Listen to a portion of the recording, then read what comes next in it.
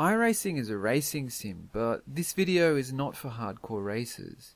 It's about the great thing iRacing does that other lower population games like Titanfall could learn a lot from. It's scheduled ranked multiplayer. Gamer Muscle recently did a video about how important matchmaking is for sim racers, but iRacing does much more than that to make its online work so well. Part of it is the safety rating system, which gamifies driving safely by tying it to points and progress, but I think the vast majority of the improvements come from scheduling the ranked competition to occur only once every hour. iRacing has from about 1,500 to 2,000 people online at any one time, which sounds like it should be enough without scheduling. But take those 2,000 and divide them between different car classes and tracks, and you've got maybe 2 people in a race. To see how iRacing gets it right, first you have to examine how other games get it wrong. In Assetto Corsa, which has no ranked multiplayer, let alone scheduled races, you choose a car and a track you like, and you put it into the search box, and yeah, no one is racing that combination at the moment. So you have to pick the most popular car and track combination, even if it's one you don't like, and you're pretty much stuck doing that forever. Even then, the race has only 10 or 15 people. Even if matchmaking were available, it would be irrelevant with such low numbers. Anyway, you join that race in Assetto Corsa, and in the first corner half the field gets taken out. They rage quit and immediately join a new race on a new server where exactly the same thing happens. The whole setup encourages being super aggressive, and getting out in front feels more like gambling than good driving.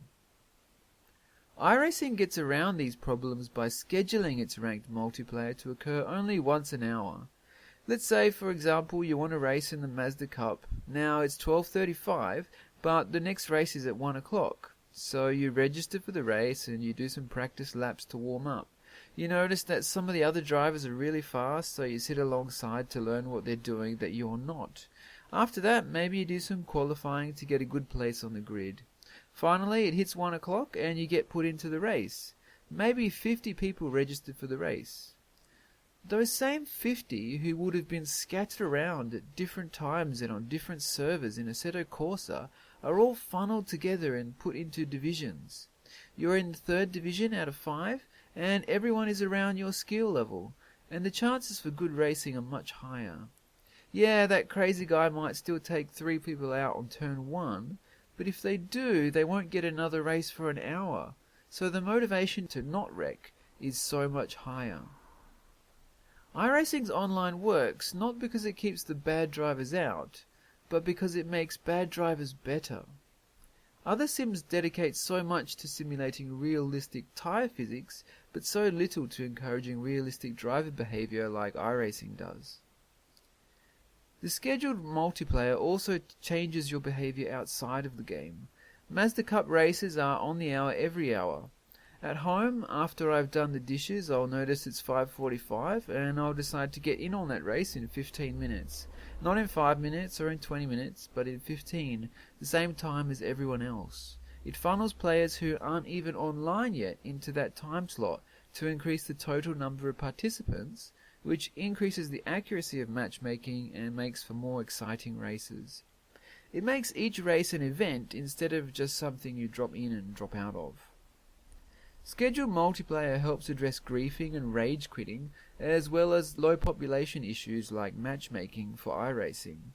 And it could do similar things for other games too, be they MOBAs or first-person shooters or whatever. Maybe Tribes Ascend would still be going strong if you could only get a ranked game every hour instead of every instant. And maybe Titanfall wouldn't have had to cut lesser played game modes if it scheduled them for only once every so often, funneling the players who still like them into the same time slot instead of making them wait in eternal lobbies where for every one person that joins, 2 people get bored of waiting and leave.